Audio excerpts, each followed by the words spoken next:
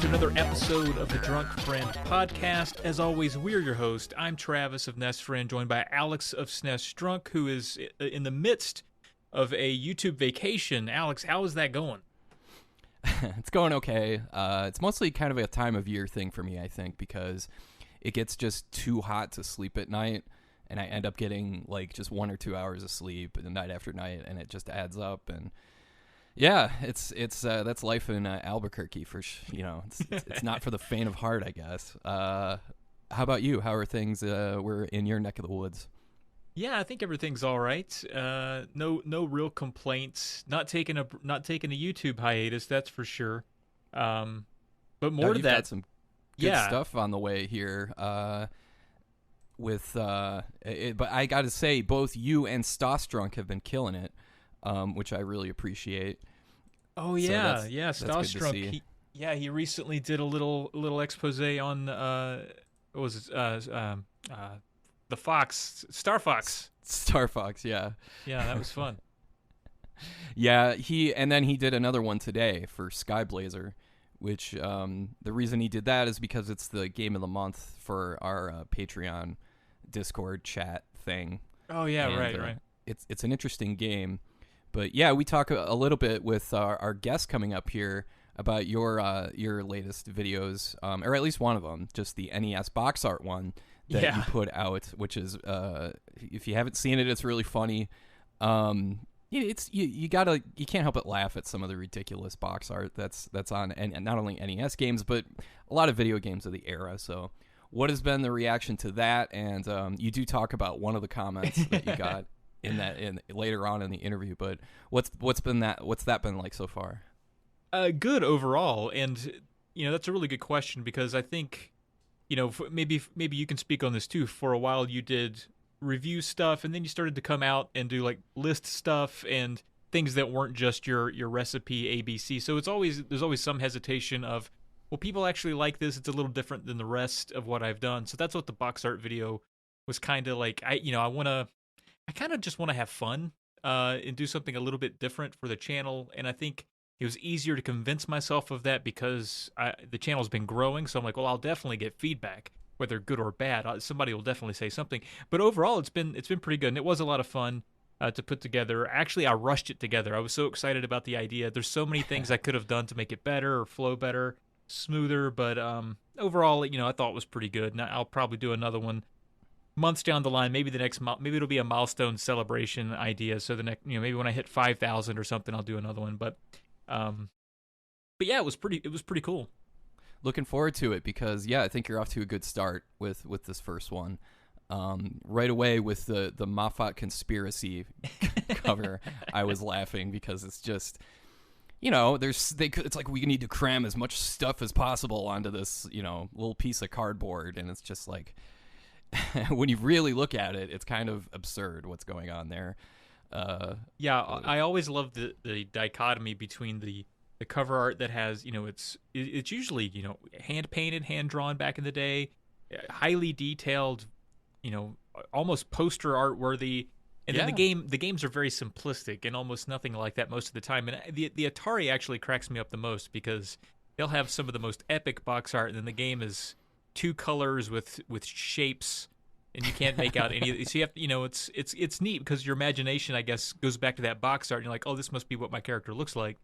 But it's never close. That's exactly right. Yeah, it's all in your head, and that's what the box art, cover art, all that stuff is supposed to do in these circumstances. When you play the game, it's supposed to conjure up those images. They didn't always fit, but obviously that's kind of what you highlight. But it was a fun video. It's nice to see you try something different too. So kudos. Thank you. I mean, so I want to get back to your vacation for a little bit. No videos for this week. You said maybe next week even? I don't know. Next week's probably off too. How's that feel though? Is it weird? Are you tense? Weird. Are you cracking your knuckles a lot? What are you doing? It's definitely weird. Tuesdays especially are. It's like I felt this restlessness. That's like I feel like I should be doing something right now. And I have done a little bit of writing. I haven't completely ignored everything, but Like for the channel? yeah, for the channels and Right. recording some stuff here and there. But it's just it doesn't have the same like urgency that it normally does. So just because I do have a real job, and I want to make sure that stuff is taken care of, and It there's seems like this Oh, go ahead. podcast too. So Oh yeah. Yes. The podcast obviously the most important thing that you're involved in. Clearly. So, yes, please. I saw that you posted in your community tab. You're letting people know, like, hey guys, just so you know, I know the videos have been sort of a mainstay every Tuesday, Thursday for the longest time. I apologize if this disrupts, your rituals or whatever. But it seems like, obviously people that support you were like, dude, yes, we were actually starting to wonder if you were real. So please take a break, take a step back. So that had to be very encouraging to see that people were like, oh yes, dude, absolutely, please do that. Yeah, sure. Yeah, that's absolutely really cool. Everybody's been like really supportive and stuff, and it's like, are you okay? And it's like, yeah, I'm fine. I'm not sick or anything. It's just I guess just long overdue. I just wanted to kind of, it's like I always quote Bob Ross on here, but sometimes you need to take a step back and take a look-see. Yeah. And give yourself some perspective of things, and more try and obtain some sort of large picture perspective, big picture perspective. And yeah, it's been great so far. Do you think you'll work in little mini hiatuses? I don't know how you say it. I don't know what a multiple of a hiatus is. Hiatai? I don't know. Do you think you'll work more in the future now that you've sort of been like, hey, this is a nice reprieve? Maybe it's a yearly thing, or does that cross your mind? I think maybe if I ever get into the same position where I'm just totally content to let my backlog, so to speak, because I usually like to work 3 weeks in advance and have that like padding of, I know if something happens to me, I know stuff is still gonna, or something happens like, to my internet or my computer or whatever. And I've had that happen before, but, I've got stuff queued up and ready to go no matter what. If I ever get to the point again, because that's what happened, I just didn't have anything ready, and I was like, I really am not feeling it, so I'm just not gonna do videos for a little while. But yeah, if I get to that point again, then yeah, definitely. I'm definitely not gonna schedule anything, but Right. I'm just gonna play it by ear. Cool, man. Well, I'm glad it's working out. That's awesome. Thanks. I guess we could move into some emails. Of course, our last episode we did 90s music, and that was sort of a big hit episode, and we thought, hey, maybe we'll do a part 2 later. We got a bunch of emails about 90s music, so we might save those specifically Yes. for that sequel, so to speak, that'll come soon. But we did have an email here from Trevor. Do you want me to take a stab at reading this? Sure, go ahead. Okay, Trevor says, hey guys, just wanted to give you a shout out and let you know how much I enjoy your podcast. I look forward to the new episode each week and put it on while I'm either driving or playing video games. Lately, I've been focused on trying to beat Xenocrisis and Eliminate Down, so it was a nice surprise to listen to your podcast with MDP and hear both games brought up. Yeah. I'm Pretty curious. crazy coincidence there. Yeah, right. Like who plays Eliminate Down? That's awesome. I'm curious if either of you have had a chance to play Micro Mages and what you think of it. If you're not familiar, it's a new NES game released last year. I believe it's also on Steam now as well, and it's one of my favorite video games on the system. Seriously, it might be in my top 10 NES games. Bold claim, I know. It supports 4-player co-op as well, which is a blast with friends. Would love to hear your thoughts. So I guess we could start there. I haven't played it. I've heard of it, but I have not touched Micro Mages. Have you given it any time, Alex? I've only seen footage of it, and it does look freaking cool, especially the 4-player thing. You don't get 4-player platformers too often on the NES, obviously, so that alone is cool. But I have to say that the tiny sprites you control, not always a big fan of like tiny, sprites that small. Mm-hmm. It seems kind of arbitrary when you take damage sometimes. Right, because the hitboxes are yeah. I'm sure the game is fine, if not really good, but I have not played it yet. But yeah, it looks really impressive for sure. Yeah, I'm looking forward to giving it a turn at some point. He goes on to say, anyways, I have a couple of fun questions for you fellas as well. First off, if you were given the budget to greenlight, if you were given the budget and green light to make any video game you wanted, what would you make? Would you do a remake, reboot, sequel, or a new IP? Would you resurrect a dead franchise from the past, etc.? Well, I really like, when it comes to modern games, I really like what games like Nier Automata, or however that's properly pronounced. Yeah. I love what games like that do. They just don't hold back. They try everything, and it works. It's like 4 or 5 different genres entirely, and it all seamlessly kind of blends together. So I would want to do something like that, and just do something that I really like how that game flips between, like, especially when you get into the hacker part of the story. You're going inside of these androids, and the game turns into like almost like a really simplistic mini game. I really dig that kind of stuff. I thought that was really cool. Kind of like how Undertale, the battles are like little Atari type mini games where you dodge stuff, and I always dig that kind of mechanic. But I would just try and do as much as possible. It would be like a turn-based, or not turn-based, but an action RPG / beat 'em up, and it's, got a Yakuza style story or something, and it's but it's also, I don't know, just something like way out there. I try and swing for the fences. What about you? Yeah, I have a couple of ideas. The most full-fledged idea in terms of like an entire game concept I've ever had was with a buddy of mine, Briz, who's also a part of our Polykill group. He sort of had the idea, but we both talked about it. I really liked it. And this was years ago, back when you remember when like ghost hunting shows were like the rage. We had this idea for like a game that was kind of like that, just sort of a paranormal investigative game that I don't think would be that hard to pull off, given that a lot of games already have sort of that mechanic built in. But it was supposed to be like, we weren't going to make the game. We thought we might, but then when we got to looking, like, man, it's really hard to make a game, isn't it? Let's not do that. We were thinking about like it being sort of, it'd be like a mansion out in the woods, and it would have all of the tropes and all of that stuff, and you just creep around a house looking for clues and looking for ghosts, and it seemed like a fun idea. If I could revive or resurrect a dead franchise, there are 2 that I really miss and wish they were still around. One is Dark Cloud. That's one of my all-time favorites. Oh, yeah. Yeah, there were only 2 games that released under that franchise, and both were great, just action RPGs.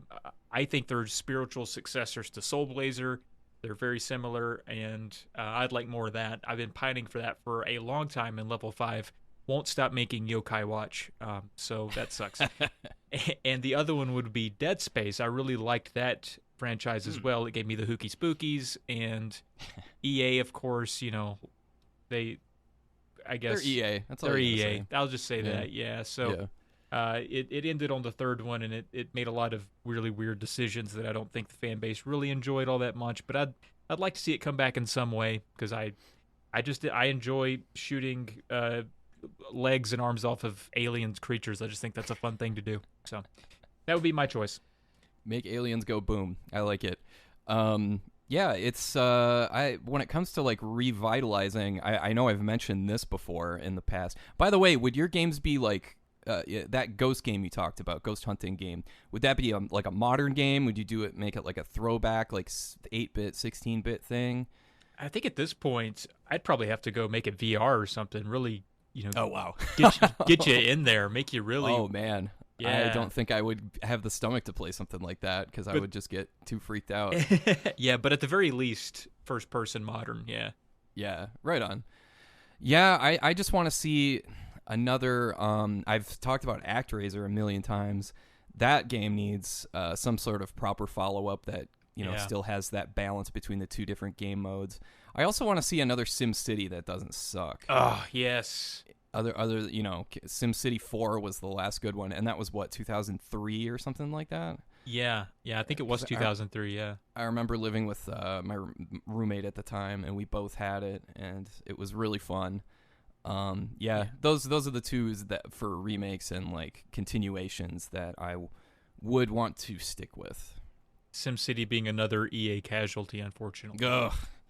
Yeah, good job, EA. Yeah. Good job, EA. Nice going. And I don't mean Aaron Andrews.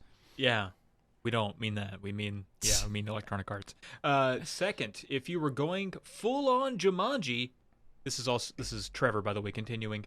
And we're getting sucked into a video game. What universe would you choose, knowing that you might never get back out of the game? For me, that's easy. It's 12,000 BC Chrono Trigger. It's just everybody sleeps all the time. Everybody has magic. I mean, as long as you're on the upper level and not on the Earth's surface with all the sad looking guys. Right. Yeah, that's a good point. Yeah, no. If I were in that 12,000 BC land of magic, with that music playing all the time, and with spots where you can heal just by walking over them, and then there's lots of news. I guess the NU. They seem like fun guys. Oh yeah. I would hang out with them, and open strange doors. Dalton seems like a funny character, even though he's kind of an a-hole. But it's for me, it's always been Chrono Trigger. What about you? Oh man, I hadn't really given this much thought, but part of me wants to say, hey, go somewhere where you don't really have to constantly look over your shoulder, and maybe that's Kirby's Dream Land or something. Oh yeah. A lot of LSD and candy, I think. A lot of soft surfaces. It seems like a good place to chill. But looks like you could just take a nap anywhere. Kirby's Dream Land 3. Yeah. And somebody's going to sprinkle some fairy dust on you or something. Something's going to happen. Yeah. And Kirby, I mean, he's the most powerful thing in the land, and he's just like a pillowcase that sucks in farts. So he's not even that lethal.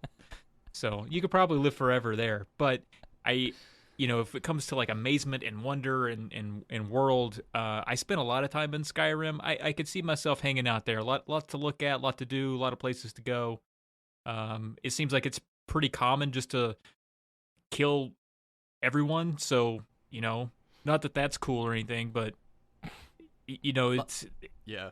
I'd have magic. I'd get to use it, so that'd be neat. And plus, you never know when somebody's going to show up with like a weird mod and have a dragon that talks like Macho Man Randy Savage. God, that would be amazing too. Yeah. See, that's the world I want to live in. Yeah, that's the world I want to live in. Good question. And then he ends the email by saying, thanks for all the entertainment so far. Hope you're both doing well. Glad to hear that Alex is taking some time off for self-care. Stay classy, boys. Cheers, Trevor. So thank you, Trevor. Thanks, Trevor. A lot of good questions there. Yeah. Hopefully we answered them to satisfaction. So coming up, though, we have a guest that the two of us have both been excited to talk to for a while, and he's not that easy to get on the schedule. No, he's not, and that's because he's our first overseas guest, and it's GameBoyle. If you just go youtube.com/GameBoyle, and Boyle is spelled Boyle, he does a really nice, clean, professional job with his videos, and it's all about Game Boy Color. I don't think he does Game Boy Advance, but he does tons and tons of Game Boy imports, popular games, all sorts of stuff. He's really an interesting guy to talk to. He's a really just good guy to talk to. He's a really friendly guy, very affable. He's a good interview, and he was we had some laughs. I really dig his channel even more now because he was he talks about his themes he goes from month to month, like Japanuary, which I know you want to steal. I'm gonna steal it. And what were some of the other ones? He's got Jew license for July. License for July, yeah. And he's in this July he's gonna work on Godzilla. Yeah, and he had the Japanese Go July or something like that. I forget. I'm terrible with stuff like that. But it's that's what he's got coming up in July, and I hope he posts soon. We had a lot of fun talking to him. Yeah, for sure. I think after we stopped the recording, we continued to talk for another 30 to 45 minutes. Yeah, because he's so interesting beyond gaming and even some things that we didn't even bring up. He's an interesting guy. So everybody, please check him out. He's also on Twitter. We get into all of that in the interview, but stick around for GameBoyle here.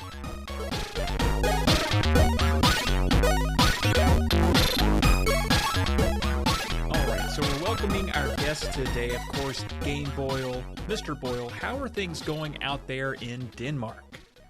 Good. We're on the other side of COVID, or at least, touch wood, we are. Like, shops are open and stuff. We can go outside. Bit of a grey day, but yeah, generally okay over here. Wow, that must be a good feeling, because I'm looking at the headlines here for where I live, and it's not that great. Yeah. Yeah, sorry to jump straight into COVID talk, but No, yeah, you're fine. no, it's okay. I will warn you guys, once lockdown kind of passes, you will still have a creeping paranoia of like, I need to sanitize my hands, but at least it'll become controllable again at some point. But yeah, it's a good feeling. Let's see. Hopefully numbers keep down here and it kind of goes away a little bit, but I don't know. I think that's me being optimistic. Maybe that's the big thing. After all of this, the world will at least be a cleaner place. Maybe we all picked up a few habits that we needed to have. But there's nothing I like better here on a July 4th celebrating, the United States' independence than hearing that another country is doing so much better at us with the outbreak. But it is what it is. Speaking of the 4th, while Alex and I should be partaking in a beverage, we are recording this at noon. I have water. Alex probably has water. What are you sipping over there in Denmark? I'm actually drinking a cup of tea. This is an unintentional protest on my side, I guess, against July 4th. But I guess I'm just being a British curmudgeon. Apologies. I should have a beer. It's all good, man. What are some common types of beer over there in Denmark? Like, if you're going to have a pint over there, what do you have? All right, okay, so like Denmark and beer is a huge thing. Like you have like good craft beers like Mikkeller and Tool, which is like spelt tool, but Ol in Danish is beer. I've heard of that. So I actually heard of that and saw it. I was like, Tool? What is this? And it's like, no, it's Tool. And I was like, oh, it's Danish for two beers. And I'm like, oh, okay, that sounds good to me. Two beers? Yeah, no, it's good. They're actually somewhat related. I think the guy from Tool is the guy from Mikkeller's brother. But yeah, there's lots of stuff, man. I mean, it's the home of Carlsberg. So like Carlsberg and Tuborg, which is like another Danish brand, will always be on tap at any place you go. But yeah, there's like lots of microbreweries and lots of like really cool like macro breweries as well that are slowly all being bought up by Carlsberg, if I'm being honest. But no, there's good beer in Denmark for sure. I didn't drink it before I came here. Actually, I drank cider being British, but the beer situation here is good. Yeah, I was gonna say I think the Tuul, or however it's I'm notoriously bad with pronunciations. But I don't know if I'm saying that right. I think it's pretty recent, like within the last 10 years at least, when it first got started. Because when I first stumbled upon it, it was like, oh yeah, this is like a brand new beer from Denmark, and I was like, really? I was like, yeah, we just got it over here. It's like, yeah, no, they're all relatively young. I think they all kind of started around the same time. They're what they call themselves a gypsy brewery in that they haven't got like a fixed location, but all the beer is pretty good. Oh, fantastic. I love it. That's great. Yeah, nice. I need to dip in a little bit more on my European, my beer map. I need to expand a little bit. But that's really cool. So you said you're British and you're living in Denmark. What's the story there? Ah, right then. Well, I'm actually a graphic designer. So I've been living here now almost 8 years, and yeah, I work for a small construction company here, some might say, and I've just been doing graphic design out here now for 8 years. Met my wife here, decided to stay. I like the country. Despite the weather being a bit grey, it kind of reminds me of home. So yeah, I've just been living out here doing that. That's interesting you say that, because your channel has a real identity to it without being like overwhelming, to kind of segue into your YouTube stuff. And one other guest we've had recently is Super Derek, and he's another fellow that had, he's really good with like the presentation, from the whole thing, from like the video quality to you do Game Boy stuff, and you can't. You can't be one of those people that stretches the Game Boy screen across the widescreen. God forbid, no, you can't do that. So you do a really clever thing where you kind of format it to a certain extent. You've got really sharp design with everything. So how much like preparation went into that from the get-go? Because it seems like you were doing that like from day one, going all the way back to when you first started. Was there a lot of preparation there, or did that kind of come organically, or how did that work? Well, to be honest, like I said, I'm a graphic designer, so any time I've started anything, I also have a podcast called Tom and Matt Attack, which is literally just me and a guy rambling about games. There's not a lot of formatting to it. But like that and GameBoyle, I just started them very organically. It just came along, and I wanted a logo, obviously, because branding is a thing graphic designers think a lot about. And I started doing the channel originally. The first thing I was going to do was, essentially, I'd been collecting Game Boy games for a long time. And I started toying with the idea of going for a full set and thought, well, if I'm going to go for a full set, I should actually play these things and actually make sure I am, because I'd started to get into the bad habit of buying things and then going, oh, well, I'll play that later. And I was like, well, no. If I'm going to pick things up, I want to play them, and I'm going to make sure I get a little bit of the history behind the games.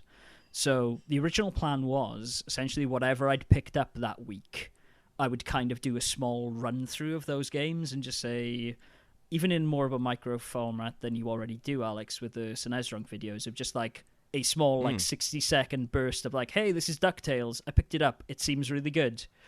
And I started doing that. I didn't post any of the videos. I just kind of like cut one roughly of like, hey, this is a week of Game Boy games.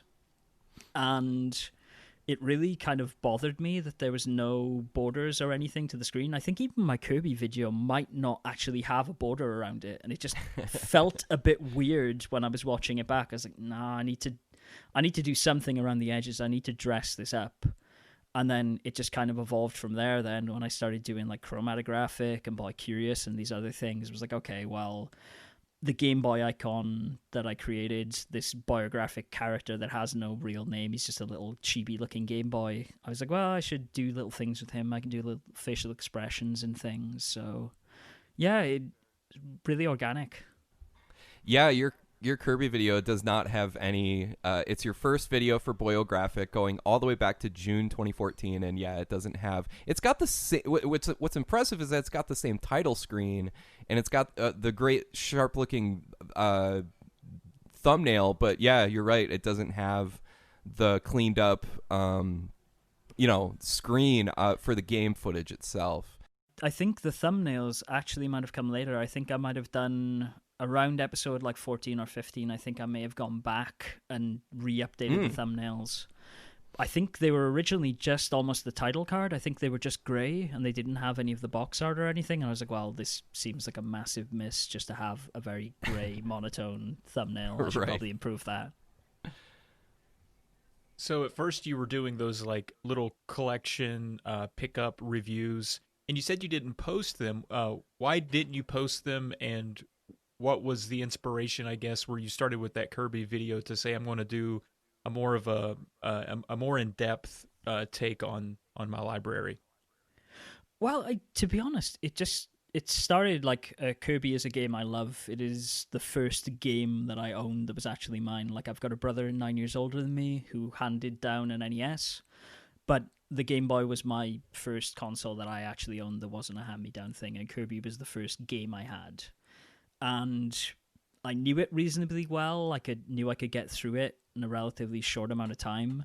And so I was like, okay, well, I'm going to talk about my love of this game, but I'm also going to talk about some facts about the game and some of the making of, because it just, I don't know, like, I felt it was pretty unsatisfactory to watch, of just like hey, here's this game for 5 seconds of footage. I thought it was good, and then nothing else. That just seemed like a bit of a cop-out. Yeah, that makes sense. I do see a lot of videos like that, though. That is sort of the standard pickup video format. I mean, there are hour-long videos of Metal Jesus and Reggie just showing box art and some footage and moving on, and people like it. But I agree. I think what you do with your videos is great because you get the sort of the historical bits. There's a lot of really fun editing. You're actually very funny. Like when I watched I watched quite a few today in preparation for this interview. One of the ones that got me laughing pretty good was your Alien 3 for the Game Boy. There's a Yeah. lot of funny things in there. So you definitely used when you expand out and you can focus on one game. I think there's a little more opportunity for your personality to come out because you're not just constantly switching between games and footage. So wise choice. Yeah, for sure. And I mean, much like you guys, I've never been one to be on the camera in the videos as well. Like, as much as I like the stuff of like Angry Video Game Nerd and Pat the NES Punk and this kind of stuff, I never wanted to do like gag comedy as part of it. So I was like, okay, well, I should just riff on this stuff. And then, of course, that led to like the earlier videos where I was doing absolutely tons of visual puns. And just like really quick, sharp edits of just like montages of images and things. Yeah. And it got to the point where I actually had a slightly younger audience than most retro gaming channels, I think, because of that, because of how quick fire it was. But then the people who are hardcore into video game collecting are guys like us, usually in our 30s, and a lot of people were just like, I just can't watch your videos because it is like a visual overload at the start of them. And so I was like, oh, okay, how can I address this? How can I make a happy medium between this super quick fire thing and it being something that is watchable without giving anyone a seizure from Kojima puns? That is interesting, though. I've noticed that in a lot of the, maybe not even maybe not even gaming related videos that I watch. Sometimes I'll watch some music related ones where they're just people who, they talk about bands or playing guitar or whatever, and their editing is certainly attuned for a younger audience. It's very constant and fast and quick, and it isn't my favorite thing. Occasionally there will be a good gag or something, but it is kind of hard to follow. But that is interesting. I wonder if that's something just generationally, like the folks in their 20s and younger have just grown up with that kind of thing. Or if you hit a certain age where you're like, yo, slow it down. I don't know what's happening. Maybe. I'm not too sure. Like, I like to think I found a happy balance now, but to be honest with you, it took so much time to edit as well that it kind of became just one of those choices where I was like, okay, I'm playing these games sometimes. I know you guys don't do this, but I tend to, if I can, play a game through from start to finish. And when you're doing things like Shantae, which I did, that was like 20 hours worth of footage. And so playing that game and doing all those things and then having this like minute to 2 minute preamble at the start where it was just like, I would layer on like puns with games. I would slip in movie references. And to be honest with you, like a lot of it probably just flew over people's heads because there were so many little things in such a quick fire succession that like no one would have got them all anyways, I don't think. Right, yeah. Well, it's always good to find that balance. So. Oh yeah, for sure. When it comes to recording footage, though, do you record, like you said you did 20 hours for Shantae, and I can believe it because there's a lot to that game. Are you recording the whole time? Are you picking and choosing your spots, or how does that work for you? No, I tend to record everything, to be honest with you, because... Dang. Yeah, well, the thing is, right, like, Game Boy games don't tend to be that long. I know you guys are covering NES games and SNES games, and I know, Alex, like, you've covered massive RPGs that are, like, 50, 60-hour experiences. Yeah, I gotta pick my spots. Yeah, exactly. And to be honest with you, I would do that with Game Boy games more, I think. If I started doing Game Boy Advance, where you start to, like, creep into, like, 20, 30-hour experiences, I think I would do the same. But... I don't know, like with the Game Boy, because sometimes the games are so rudimentary, sometimes just odd stuff happens, and I want to be able to catch it when it does. And so that's a good point, yeah. sometimes I've had nightmare scenarios where I'm running a relatively old Mac and I thought it would actually die under the weight of the Shantae files, which was not a great feeling because I'd got to the end of it. Everything was on a portable hard drive, but I was like, oh crap, all my editing suite is here. All of everything I need is on this Mac. I hope it survives this. But it's got to be tough to. Yeah, I'm sorry. I was just gonna say it's got to be tough to like edit that because you gotta. Do you take notes of like, oh, here's something that interesting that happened at like 1 hour and 20 minutes. Here's another thing that happened at like 1 hour and this. Are you writing that down, or are you just like kind of going through like and editing as after the fact? That's tough. Well, I think I'm probably the happy medium between you guys, because Travis, correct me if I'm wrong, I don't think you take notes, and Alex, from what I've heard, you are a fastidious note taker. Yes. So like, I will, if anything really, really interesting happens, or if there's some kind of glitch or something I know I'm not going to be able to replicate, I will just quickly scribble on anything to hand, like, and I've actually ended up just writing on stuff that I shouldn't have probably written on, like... in the past, just grabbing something to hand, I'm like, oh no, I needed to sign this thing. Oh crap, oh well. Cell phone bills and stuff like that. Yeah, exactly. I've done that. It's what happens, but like, I tend to not do that so much. But again, I think that is down to Game Boy games being a pretty short experience, and a lot of the things, it's like, okay, this game probably has like 5 to 7 levels. I can kind of remember a lot of this stuff anyways. When I get to the case where I'm actually doing the research for the start of the videos, or if I'm telling a story like I was in the May Forward stuff, then you have to take notes, because I think you lose those threads otherwise. Sure. Right on.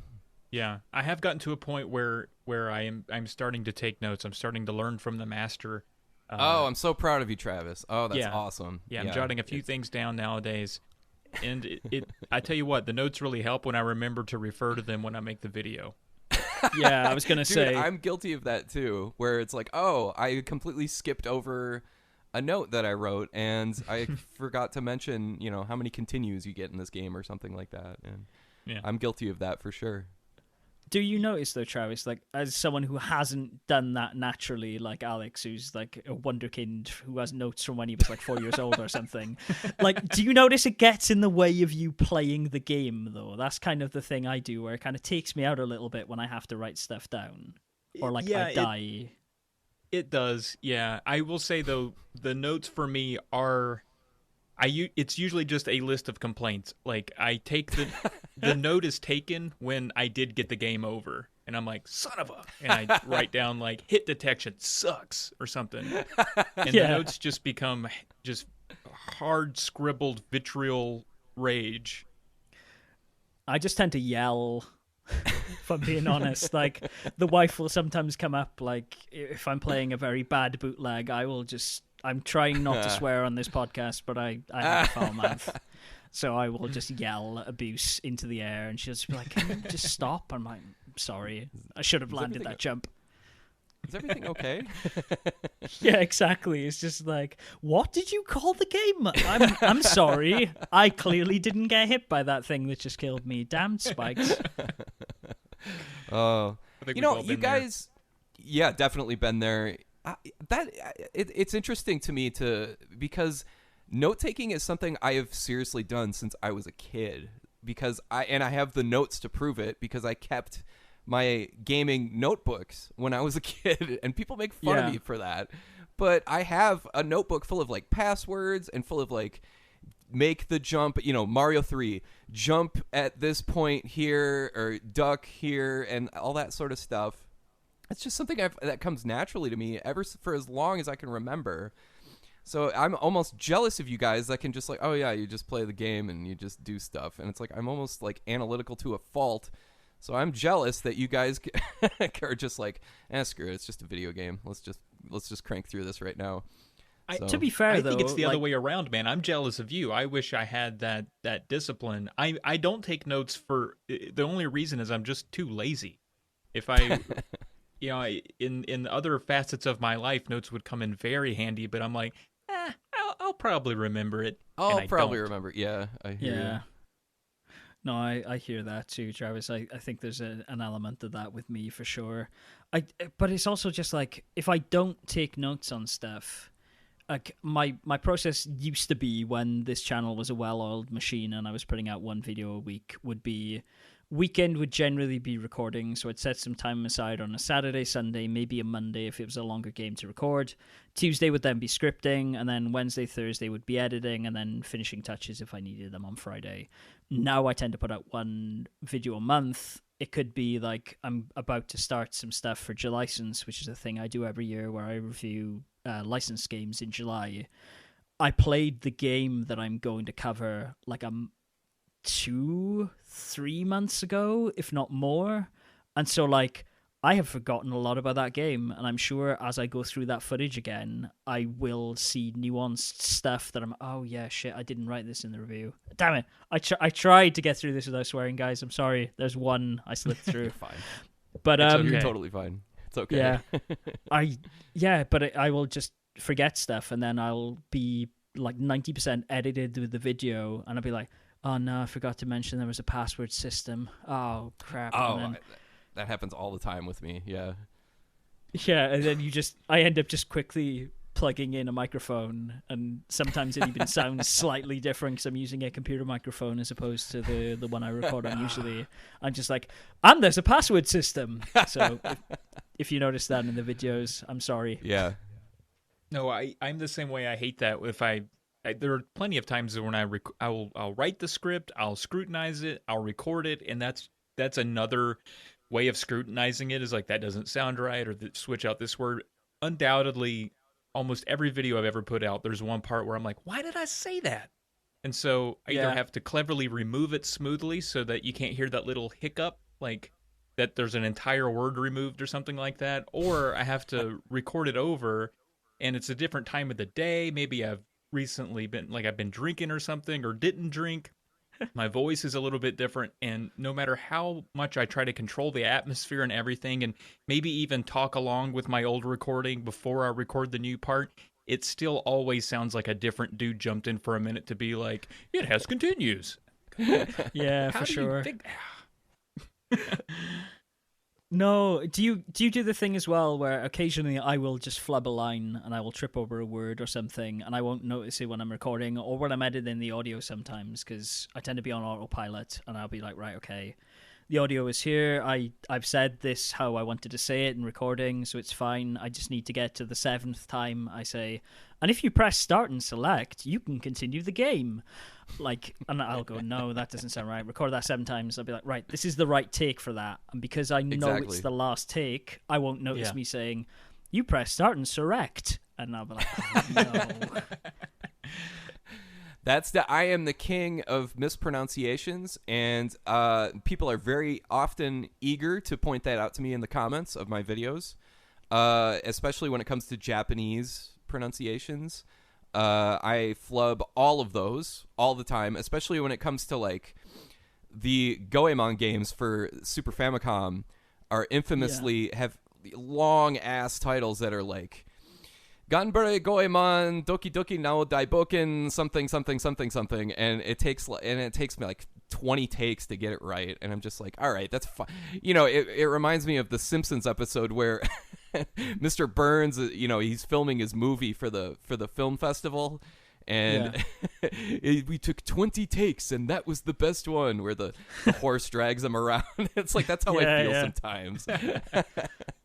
To be fair, man, like I've been studying Japanese for like a year and a half. Yeah. No, It is hard, and as someone who can kind of at least pronounce some Japanese stuff, like if I see it written out, I still take 20 takes to do stuff, man.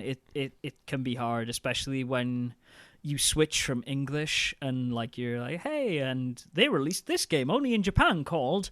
And you're like, oh, no. It's like an obvious edit, yeah. Yeah. But, it's just how it goes. Like, don't beat yourself up too much about it. Yeah. Well, if you had to recommend a game that only came out in Japan for Game Boy to anybody, if you had to pick maybe 1 or 2 or 3, what would you point people toward? Because that's probably my favorite thing about your channel, is all the Japanese stuff that I think it's the Boy Curious, or even the even on Boyle Graphic, your series about like the I think your latest one was Heisei Tensei. Yeah. Babacon? Am I saying that right? See, I'm demonstrating my inability to speak Japanese right now. You're welcome, folks. I will save you. It's Heisei Tensei Bakabon. Okay, yeah, there we go. Yeah. Yeah. That game looked I really interesting, though. It's cool. It's got some great stuff with animation, but like I have not sworn so much at a video game in a very long time. Like, oh wow, okay, yeah. It does some weird stuff where, because it's got this like focus on animation, and like I say in the video, like there's so much around like skidding mechanics and stuff that are really cool in a cartoon where like people bang into walls and then go pancake flat Looney Tunes style. It does all that stuff, but it just ends and that sort of thing. Yeah, but it just ends up killing you, which you don't want. Like you get beat over the head for like doing the fun stuff that would be in a cartoon, like a wah wah wah. It ends up killing you in that game, and it sucks so much. But no, so for Japanese Game Boy games, unfortunately, what has tended to happen is that a lot of the games that are more accessible for the Game Boy for Japan have obviously started to go up in price. I think Banishing Racer by Jalico is a really interesting platformer, where you are a car who platforms, and I thought, oh, wow, that's neat, because I suck at racing games. I don't think I've covered any racing games bar Road Rash on the channel, and I thought it was a really cool idea for a platformer. You don't see a lot of jumping cars, so that's a good game. Parasol Hemby is a game based on a 90s anime license that didn't really surface outside of Japan, about a magical creature with a parasol. There's also a Famicom game, but that's not as good for me. Like I picked it up, I was super excited to play it, but it was really hard work. It does like it's got like the ability to switch between two planes while you're platforming is pretty cool, and you can do a lot of stuff with the parasol, like floating around and things. It's a nice platformer.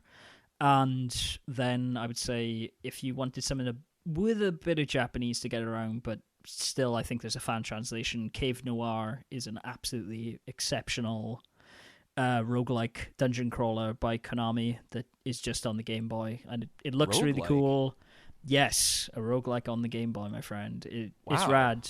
It's really cool. It's so how they kind of limit the roguelike nature of the game is there are 4 individual dungeons, and they're kind of like mission based, so you don't have to start the entire game again. You just start the small dungeon and you go into it kind of knowing the rules of that dungeon and what enemies do and everything else. It's really cool. It's a really nice game. I'm going to cover it eventually on Biographic, but nice, just getting around to it. Yeah, those are good recommendations. There's lots of cool stuff. Like I saw, Alex, you were talking about, you have Sagaya. I hope I'm pronouncing that right. Oh, yeah. As well. That's, I love Game Boy shoot-'em-ups, and that's a good transition, because I wanted to ask you about one of my favorite videos of yours is your video on Solar Striker, because you really get into the guts of the game and what makes it good, because it's such a simple vertical shoot-'em-up, and you really get in there, and you're like, here's what makes it good.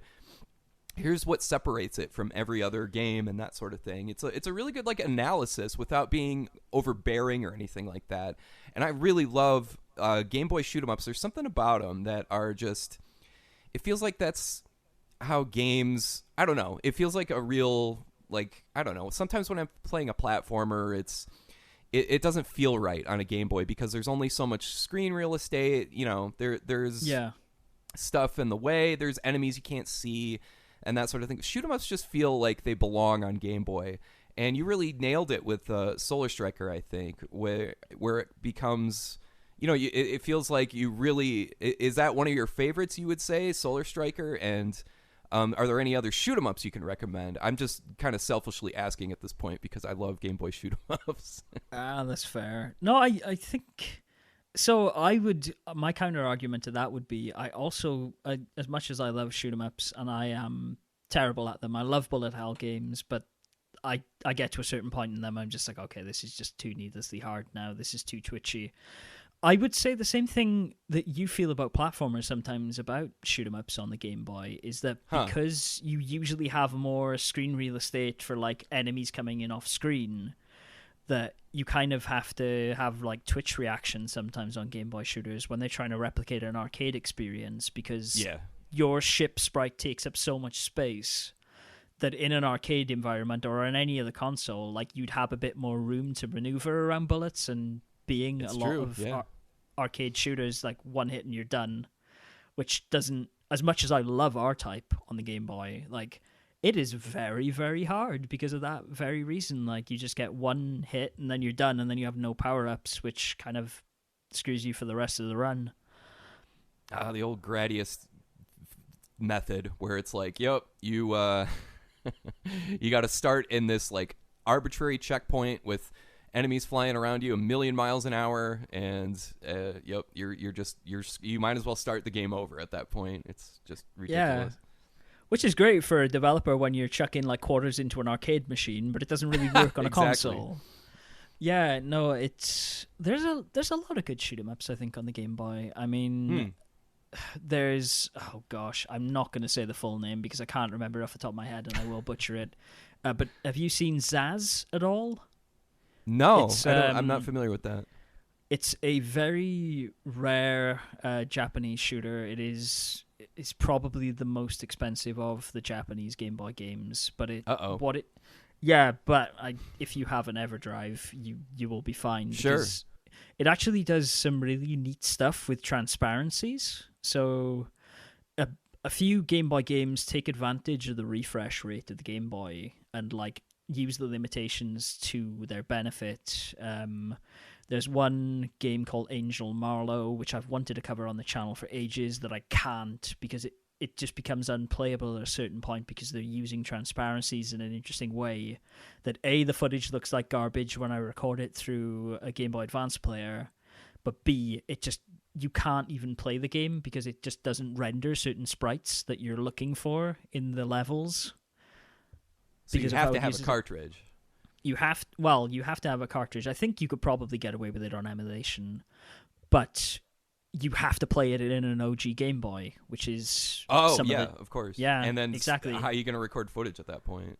Yeah, exactly. I'm hoping actually when Analog release the Analog Pocket that it'll be compatible with some of these games, because Bubble Bobble does it, but it's less noticeable there as well. This kind of it's a trick with how the screen refreshes and how they refresh sprite rates, from my understanding. But it lets you do some interesting things with like cloud transparency and Zaz, and it just looks incredible. And you look at it and you're like, I can't believe this thing's running on a Game Boy, but it's because they're using the console limitations to their advantage. It's really cool. It's really hard. What else is there? Battle Vice is okay.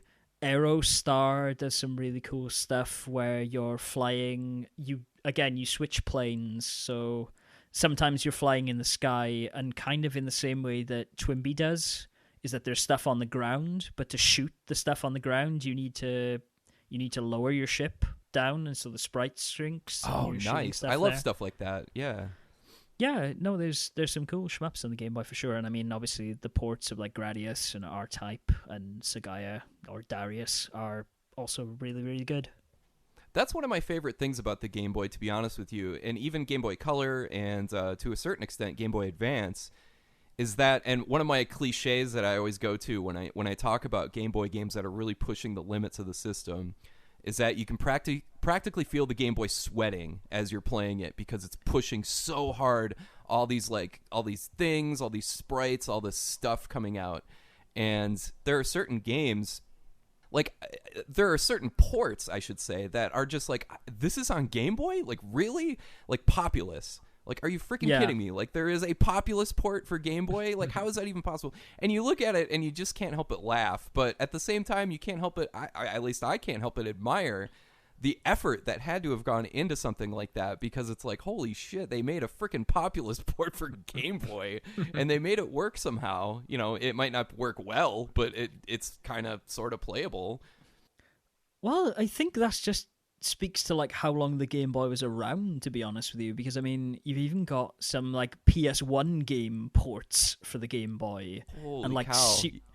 there's like Iron Man Exo Heavy Machines. It's a terrible game. Like it is clearly like a cash grab of like, oh well, we need a portable option for this, and like sometimes like I feel the same, that you look at some games, you're like, oh my god, this is incredible. How did they do this on the Game Boy? And then other times there's clearly like LGS NES games that are like, I guess we need to do a Game Boy version of this. Well, let's half-ass this as much as we did the NES game, and then you just play it like Toxic Crusaders. Like, oh god, this is an awful game.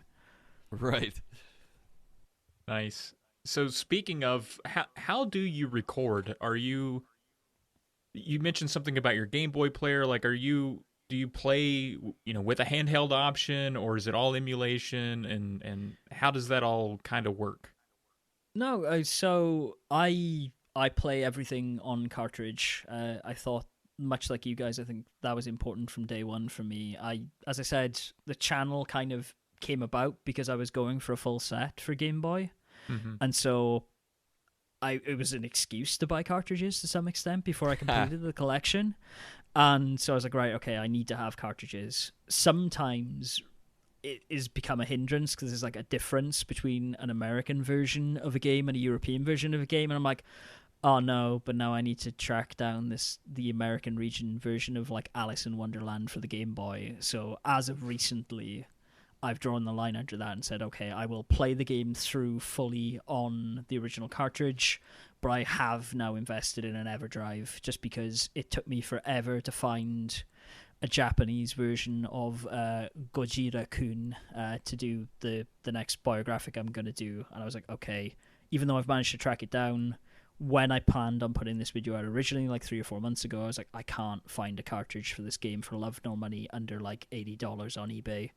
So I finally bowed to getting an EverDrive, but 99.9% of my footage is actually on original cartridges, which, as I said, I play through the GameCube Game Boy player. I do run Swiss, so I can have the ultra low latency Game Boy player that is developed, so I can Very cool. get it as close to Game Boy footage as I can. And if you notice around episode 100 or so, there is a significant uptick in quality in my videos. Yes. Because I eventually invested in a FrameMeister. I was like, okay, Yeah. I'm going to set this thing up and do it right. And even when I started using it, I couldn't really get it to sing in the way I eventually did. And now everything looks super sharp and I'm super happy with it. Very cool. Right on. So, sort of segueing away from that, have you had any notable technical snafu stories over the course of the last, 6 or 7 years recording your videos, putting them together, editing them, all of that? I have had a couple, like the Boy Curious episode I did on King of Ring, which is a terrible, terrible Oh god, that game's Lord awful. of the Rings game. Essentially, again, it is a absolutely massive game. It is terrible. It is really unforgiving to play. And through recording that, like, my Mac was overheating like crazy, and that was the start of my Mac's demise, and that was about 3 years ago. So touch wood, it'll last at least another year or so to get us out of COVID so I can buy a new one. What happened with it was, like, essentially I was recording so much footage, and I've learned from this since, but I was like, I'd play it for like an hour at a time, and I'd be recording an hour's worth of footage, which was putting a heavy strain on my Mac, even though I had a lot of RAM, even though the video setup was there to do it. Essentially, the Mac had a meltdown of recording this footage and just kind of died on me and wouldn't even boot. I was like, oh no, I've lost all of this footage for this game, and I haven't really got any backups for any of the files. So first thing I did, go out and buy a hard drive, managed to actually boot back up the Mac and get footage and stuff off and get it sent away for repairs, so it was fine. But yeah, it was a lesson in, I should have been backing a lot of this stuff up until now, huh? And then, now I have double backups. Anytime I pick up a portable hard drive, I'll get a second one and then back everything up twice to make sure I have it. But yeah. Yep. I know that drill for sure, yeah. So if you weren't able to retrieve that footage, would you have, soldiered on and replayed large portions of that awful game? I don't know if I would have. And to be honest with you, though, like the bigger issues would have been because I hadn't even backed up like any of my After Effects files or anything. I would have literally had to have redone everything from like the borders to the music to everything else. And I was like, okay, yeah, I need to actually back this stuff up now. Telling you, some games just aren't worth it. They just aren't. I'm looking at you, Bill Lampier's Combat Basketball. Like that's just that game is going to be the death of me someday. And any day that comes where it's like I need Bill Lampier's Combat Basketball footage. Oh, God, this day is off to a terrible start. But yeah, no, I feel your pain when it comes to bad games. That's for damn sure. Ugh. Yeah, but I mean, at least you have the luxury, right? Like, you guys will just like go, okay, cool. I've played enough of this game. I will quit. The reason I've never covered any of the Castlevania games on my channel is because I like to do things in chronological release order where I do. And the Castlevania Adventure is one of the worst games I've ever played. It is super, super tough. And I don't use action replays because I'm playing on cartridges. Yeah. I can't do save states. And so I've had to try and struggle through that game like 2 or 3 times and just gone like, nope, not doing this. And yeah, I actually own Castlevania Adventure on cartridge, and I own Belmont's Revenge, Castlevania 2 for Game Boy. And I will say Belmont's Revenge is significantly better than Castlevania Adventure. Yeah. absolutely.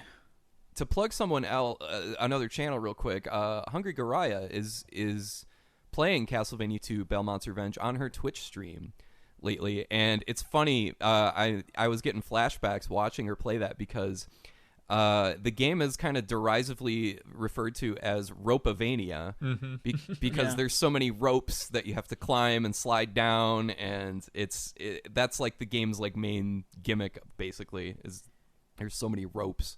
But I would like to see you at least, cover the second game because I think it's really good. But I don't blame you for not touching the first game because it's you hit a brick wall at a certain point, and it's just like, this ain't worth the time it's asking from me. It feels like you're playing it inside a jar of peanut butter. Like, it's so slow. Yeah, no, and it sucks as well, just because of the Frame Meister now. Like, I've done this so many times where I get up to like I think it's the 4th level of the game. I think there's 5 from what I remember.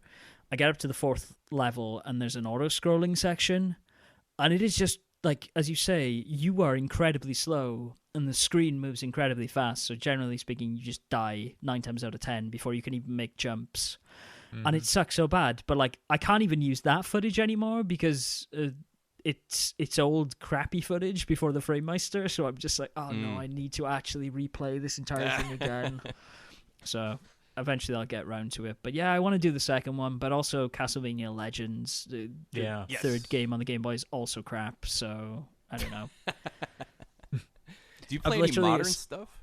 Oh, I'm sorry. Oh yeah, and I play tons of modern stuff. As I said to you guys before we started recording, I played a ridiculous amount of Animal Crossing, which has also downgraded my video productivity lately. But no, I tend to just like dip my toe in the water with a lot of modern games. I feel I've played so much now that it has to be a really new, really exciting experience for me to stick with something all the way through. And fortunately, here in Denmark, there are libraries that have games and get modern games in regularly. So like, I don't even have to splash out that much for like $50, $60 for a game that often anymore to buy a new game.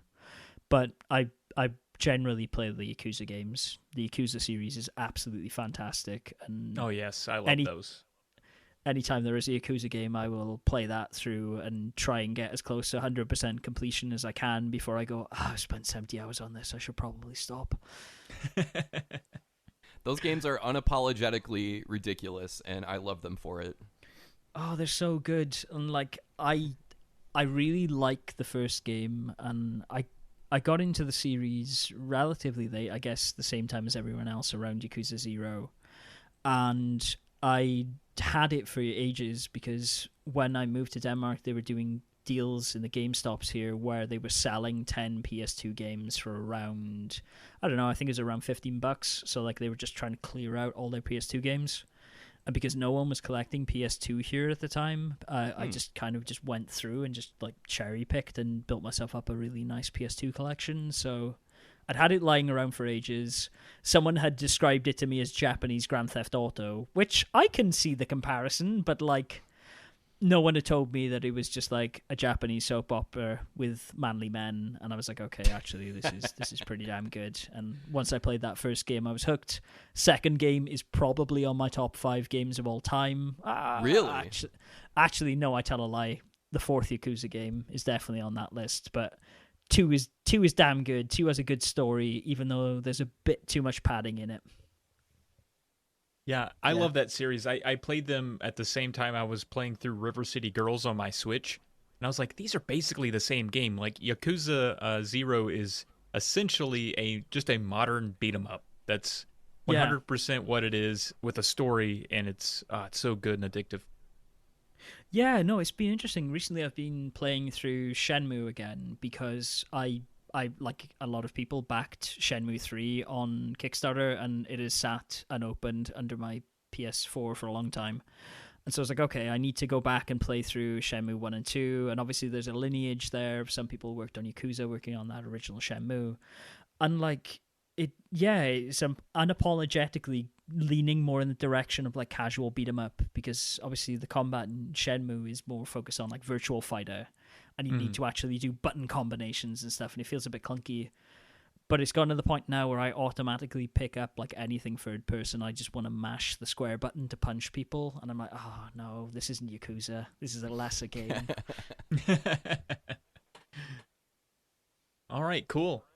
Do you want to take it to some listener questions, Alex? Sure, yeah. And our first question here we have is from Burger Champ, longtime listener, and he's the current champion of burgers. Current. I was going to say, current. Has there been any update on that, Travis? Have you guys settled in on a date, or are you still waiting for COVID? Still waiting for COVID, but he will occasionally comment on my videos, and he's stoking the fire. He's very, very aware of his current status as champ, and he's rubbing it in my face. And I had a couple burgers this morning to practice, so I'm ready to go as soon as it lifts. Okay. Yeah, I'm ready to go. Look out. Yeah. I was going to say, how far along have the proceedings gone? Have you guys done like weigh-ins yet? Are there posters for this event, or is it just the smack talk stage? It's just smack talk and training, man. That's all it is so Okay, fair far. enough. Building up hype to the pay-per-view event. I see. Exactly. Yeah, we need Vince McMahon in our corner to start hyping the event. Yeah, we need weigh-ins. We need the whole procedures. We need promos. We need Mean Gene. Tony Schiavone to come down and start hyping us. We need see if we can get Mongo in on the proceedings. I'm sure he's available, but I'm sure. Yeah, not a lot going on for him these days. So his question, the current champion of burgers, he says this is less gaming related and more about the process, which I appreciate. How much influence does listener/viewer feedback have on your process in making videos and podcasts? Can you think of any specific instances where a constructive comment or review has changed the practice or perception of your work? Any examples that you made that made you steadfastly refuse to sway? Has the value of feedback become more or less impactful as you progress and gain subscribers? I think that's a really, I mean, it's a set of questions, but I think it's really good. It's a really good observation, because it's definitely something that I've put a lot of thought into, for sure. Yeah, it's for me personally, it's you. What's nice about doing this for as many years, and Matt, I'm sure you can kind of speak to this since you've been on YouTube for a long time. You start to get you get familiar with certain people that are on that comment, and you start to kind of trust those people that make good feedback, as opposed to the people that just come by, and do almost like a drive-by. They're just like, oh, this sucks, bye, and you never see them again. It's like, well, that's not useful at all. I don't know who this person is. But when you start to see the same person, they've said positive things, they've said critical things. It really does depend on the person and how much they're paying attention, because you do get a lot, speaking from my perspective, you do get a lot of people that are just drive-bys, that are just, hey, this sucks. Well, why are you popular? Like, shut up, you know. It's like, I don't know why I'm just here, man. I just work here, man. I just show up.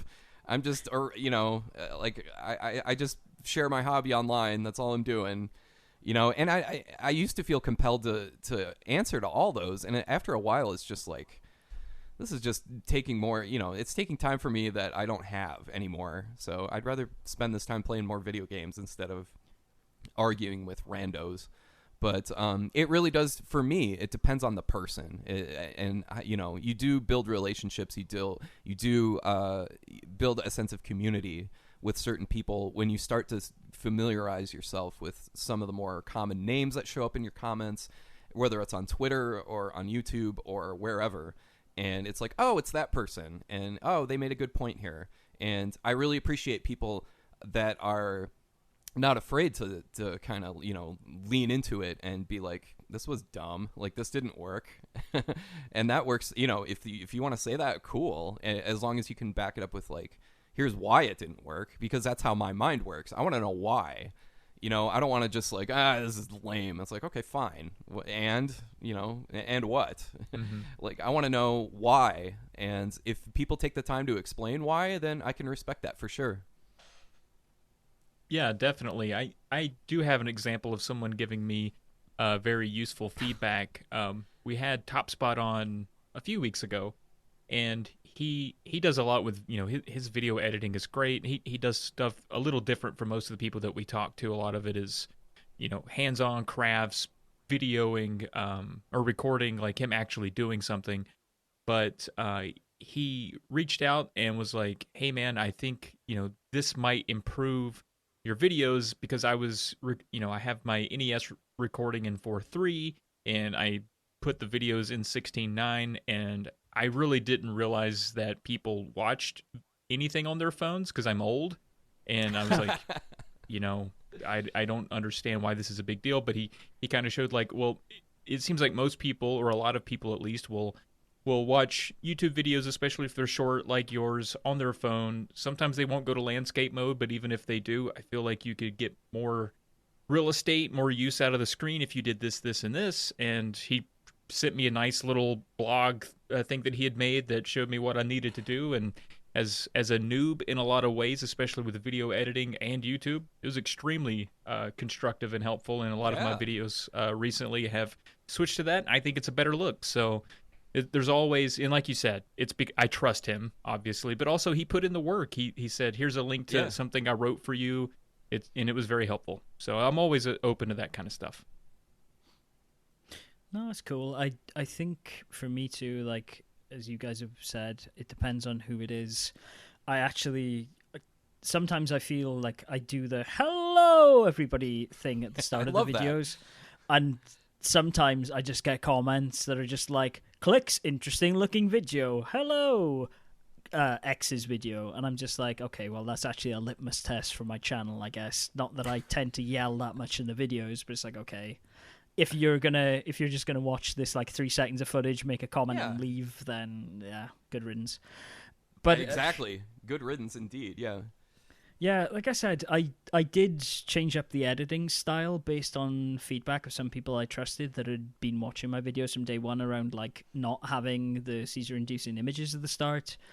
But also, it's just nice every now and again to have feedback from something I overlooked with the game, or someone tell me something of like, hey, actually, this was wrong. I'm like, oh, crap.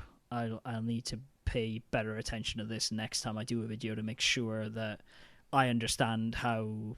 for example, there was one in the Wendy Every Which Way video, one of the last chromatographics I did, where there's a feature in that game where essentially you can unlock new levels with the Game Boy Advance, the same as the Tinkerbat and Shantae.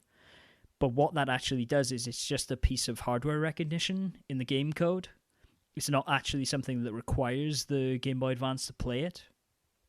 And I had assumed it was something that, okay, the reason that there's these crazy visual effects going on in this level is because it's taking advantage of the hardware. But someone was just like, no, you can't do that. That's just like it's an authentication thing. It says yes or no. Unfortunately, because YouTube's now got the edit tools, I could cut out those 3 seconds of the video without it really leaving that much of an impact. So it was nice from that regard. But I don't know. I don't think there's been too many cases of me really changing what I wanted to do with the videos, and obviously the quality issue aside of some people going like, yeah man, you should be up in the quality on these. Sure. It's a hobby for me. I just kind of I Yeah. do what I do, but if the feedback is valid, then definitely I'll take it every time. I hear you on that for sure. Right on. So, sort of the last part of this question I think is interesting. Has the value of feedback become more or less impactful as you progress and gain subscribers? So, thinking of your guys' videos, you've been at it for so long. At this point, is there anything anybody could really say to make you change your format or the way you do stuff? Or is it, like, hey, I'm set in my ways at this point. I don't really vary what I do very much video to video. It's probably not going to change a whole lot no matter what you say. I can answer that, and I don't mean this to sound too deep, but the second I get too set in my ways, just unplug the machine. Like, I don't want to be one of those people that gets set in their ways on anything. I always want to change. I always want to improve. I always want to get better at things. And my parents are big influences when it comes to that, because I look to them. I look to my older brother as people that have always looked to improve, get better.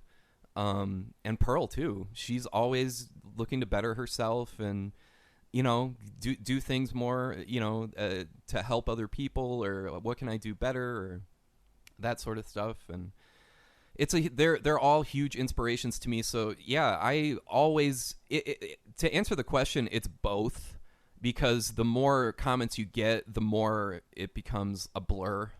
But at the same time, those, like I said earlier, those names tend to stand out, and you start to trust those names. And like you touched on, Travis, it's like other people, other creators, their feedback is major, like gigantic. Yeah. Like Mhm. it's like, oh, okay, like and I always want to do things better. I always want to, but at the same time, it's like, okay, if you don't like the intro, if you don't like the way I say numbers on the list, like, I don't care. Like, that's a you problem. That's not my problem, because that's just one of those things that I just do. Like, and deal with it. I don't care. But no, as far as writing or being analytical or observations, or like, I remember actually, you got the gears turning in my head a little bit. I remember somebody saying a long time ago, it was a few years ago, saying like, I wish you would say if the game had a save feature or not, because I wanted to know if I should buy it on cartridge or not, or if I should play it on emulation. That's kind of like my own personal deal breaker. And I remember thinking, like, that's a really good point. Like, yeah, that would be a deal breaker for me. Like, if it's got a save battery, should I can buy it and play it on my Super Nintendo, and it'll work, it'll function, assuming the battery's not shitty. Yeah. But yeah, no, that was and he's like, I don't want to have to play the game on cartridge and put in this long ass password or anything like that. So I wish I remembered the name of the person that sent me that, but that's one thing I was like, that makes sense to me. And I can totally see that being a thing on whether or not you would get a cartridge or not. But I don't know about you guys, but yeah, that's been a thing for me. Yeah, that's a good example for sure. I think so too. To be honest with you, like my channel has been around a long time. I've never really pushed it that much. Like I've just done the videos I've wanted to do, and I've just let the channel grow organically.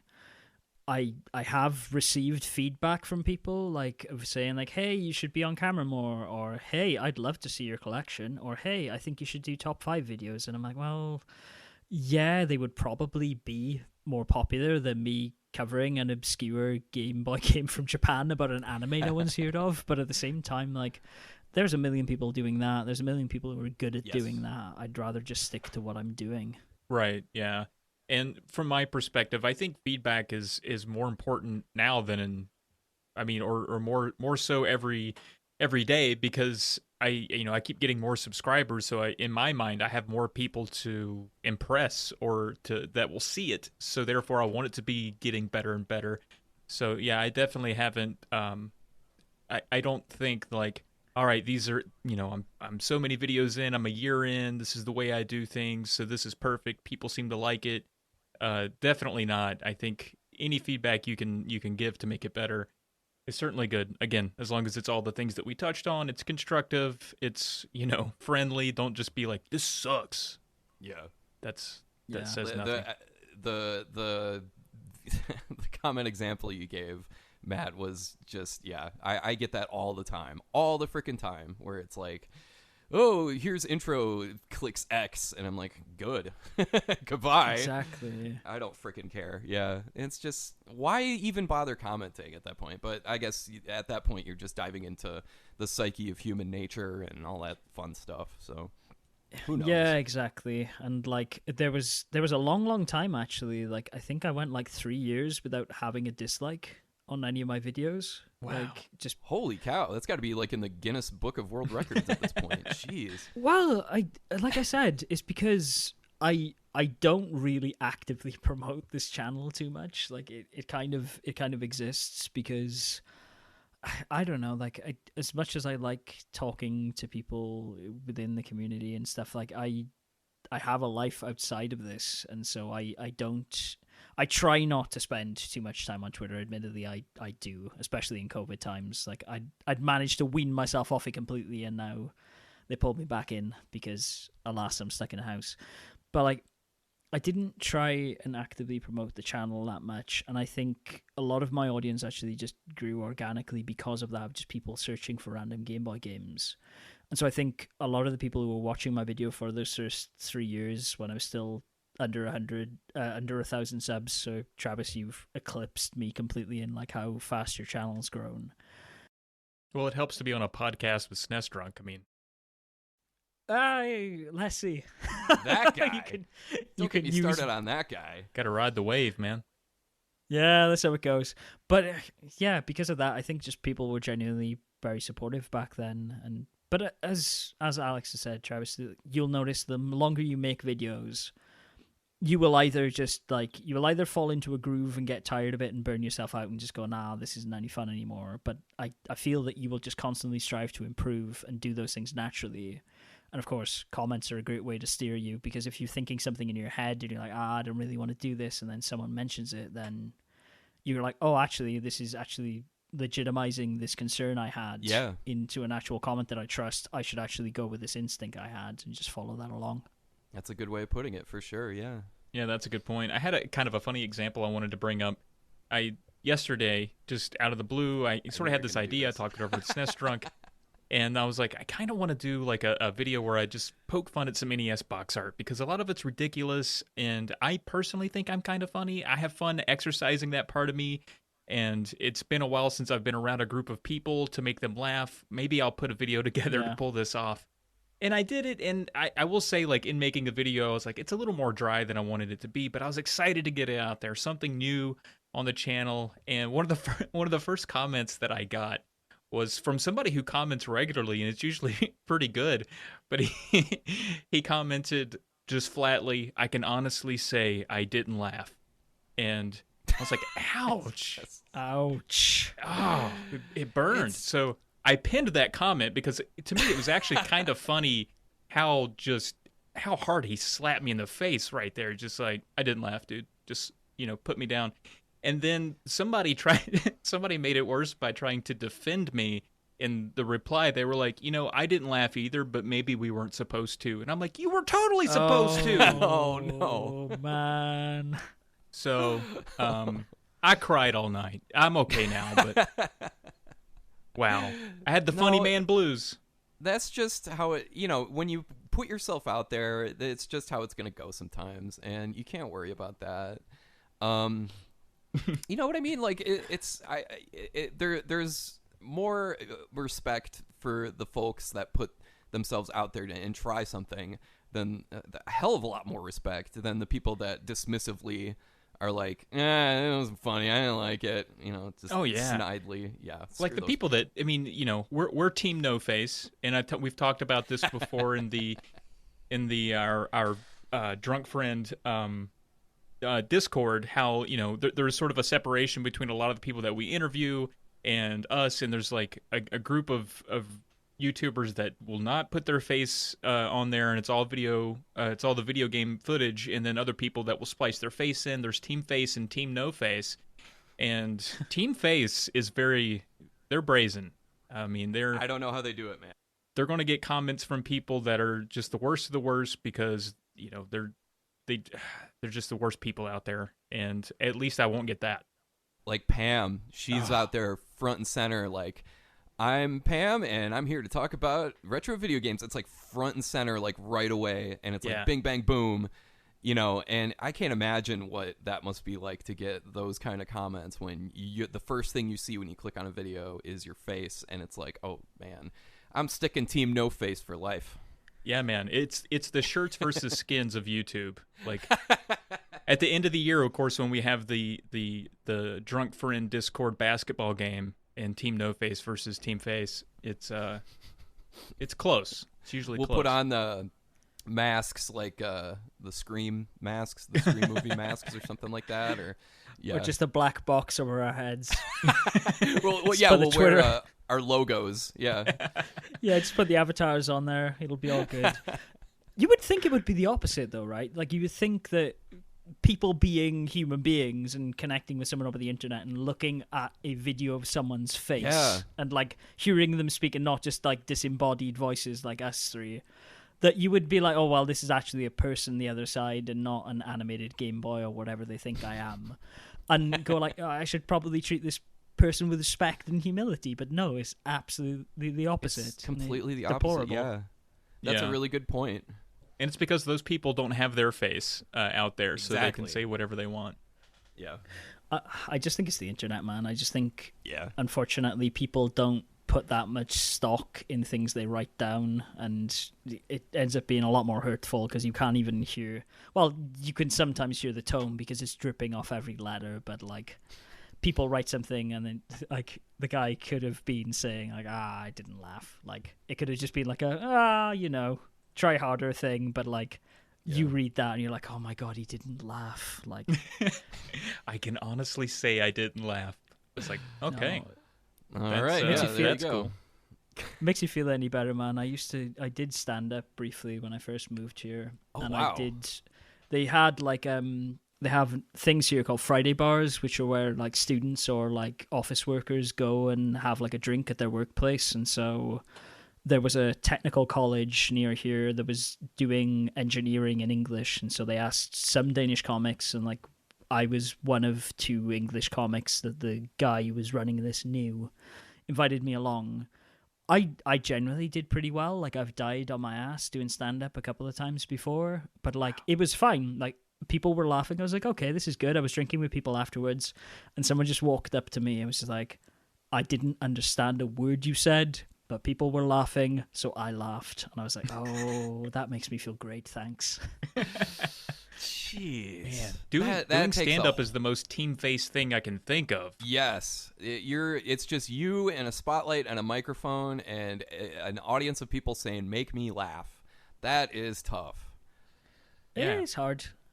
It also depends on, like, sometimes I've done it and I've, like, been super in the mood to do it before going to do it, and then just, like, completely just having an off day of just, like, not landing anything correctly, and you're aware of it, which makes you even more conscious that you're not doing it, and it just gets worse and worse. Like, yikes.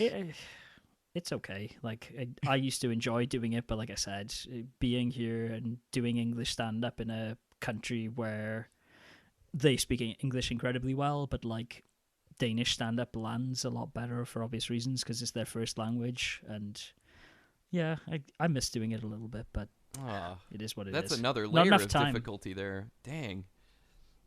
Yeah, that's really interesting. If I'd known about that earlier, I would have asked you more questions about that. But alas, I think we're near the end of the interview, Alex. Unless you had something else. No, I'm good. All right, great. All right, well, that does it for this episode of Drunk Friend. Before we sign off here, GameBoyle, do you have any projects that you're working on or anything you want to promote or anything like that? I know you got your podcast. Yeah, sure. So I do a podcast. It comes out every Sunday. Well, usually every Sunday, called Tom and Matt Attack. You can find that on iTunes and wherever you get your podcasts. I warn you, it is very much kind of dipping the toe between modern and retro video games, but more focused on the modern. And it is completely unscripted, and it is two old friends just chatting. It's very casual, so don't expect any of the polish you perhaps get in the videos. And yeah, it is July, so I will at least put out 1 or 2 videos around licensed games.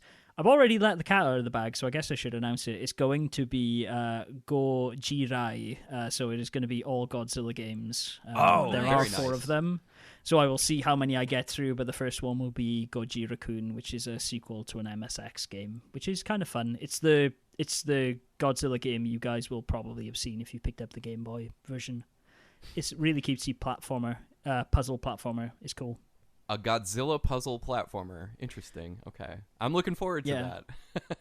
Yeah, that sounds really awesome. I was going to ask if it was okay if I could steal Japanuary.